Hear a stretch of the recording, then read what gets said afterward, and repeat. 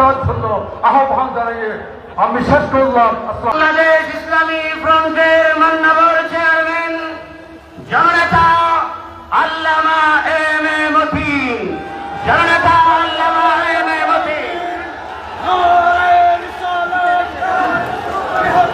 এই মুহূর্তে সরকার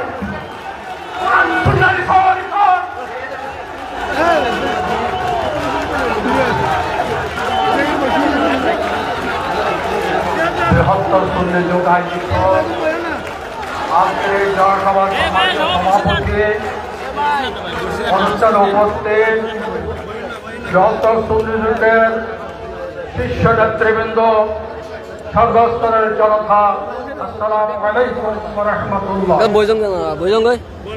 সে আমার চট্টগ্রামবাসী, আমাদের এই শূন্য যুগ শান্তির পক্ষে,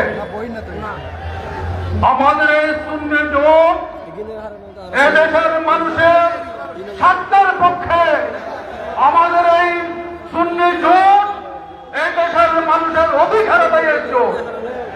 অন্য কেউ ক্ষমতায় যাওয়ার সুযোগ নাই। আপনাদের ক্ষমতা দেওয়ার স্বপ্ন আজকে আমরা মাটি করে দিলাম, ঘোষণা দিলাম, তোমরা যারা আমাদেরকে জিম্মি করে ক্ষমতায় যাওয়ার আজকে স্বপ্ন দেখো, তোমাদের স্বপ্ন আমরা দুঃশ্বাস করে দেবো। আমরা আজকে বর্তমান এই বৈষম্য, আজকে যারা বৈষম্য করেছিল বিগত সরকার, তারা এখন দেশের মধ্যে নেয়, তারা পলাতক।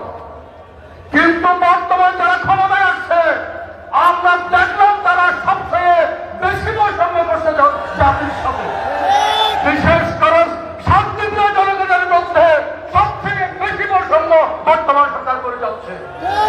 বর্তমান সরকার আজকে দেশের মানুষের অধিকার ফিরিয়ে দিতে সম্পূর্ণ ব্যর্থ, আইন শৃঙ্খলা রক্ষা করতে সরকার সম্পূর্ণ ব্যর্থ, মানুষের অধিকার নিশ্চিত করতে সম্পূর্ণ ব্যর্থ। মানুষ আজ রাজপথে নামতে ভয় পাচ্ছে। আজকে মানুষের যে নিত্য প্রয়োজনীয় দ্রব্য সামগ্রী আজকে তাদের ক্রয়ের বাইরে, আজকে ভোট নিয়ে ষড়যন্ত্র হচ্ছে। ওই উত্তরবঙ্গের মধ্যে লালমনিরহাট, ওই পঞ্চগড় সীমান্ত নিয়ে ওখানে কি হচ্ছে, সরকার আমাদেরকে অন্ধকারে রেখেছে। ওখানে কি হচ্ছে সরকারকে ব্যাখ্যা দেওয়ার জন্য আমরা বলছি। আমার দেশের স্বাধীনতা সার্বভৌমত্ব আজকে হুমকির মুখে বলে আমরা মনে করছি। বর্তমান সরকারকে বলছি, আপনারা আজকে যে পথে নিয়ে গেছেন রাষ্ট্রকে, আপনাদের দায়িত্ব ছিল ক্ষমতা আসার 3 মাসের মধ্যে নির্বাচন দিয়ে নির্বাচিত সরকারের কাছে ক্ষমতা হস্তান্তর করা। আজকে আপনার লুটপাট করার জন্য, মানুষের অধিকার হরণ করার জন্য, একটি গোষ্ঠীকে রাষ্ট্রের মধ্যে মত সৃষ্টি করে সাধারণ মানুষকে হত্যার জন্য আপনার 1.5 বছর আপনার ক্ষমতা ধরে রেখেছেন। আজ দেশের মধ্যে গৃহযুদ্ধের অবস্থায় পরিণত। এটা দেশের স্বাধীনতা সার্বভৌমত্ব আজকে ভিন্ন। আমরা আজকে শেষ কথায় বলার কথা, আসর নামাজ কথা হচ্ছে, আমরা নামাজ এখন পড়বো।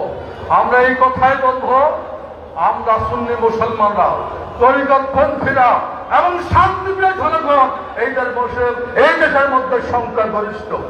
আমরা এই দেশে সংখ্যাগরিষ্ঠ 60% সাধারণ মানুষ আজকে আমাদের পাশে আছে।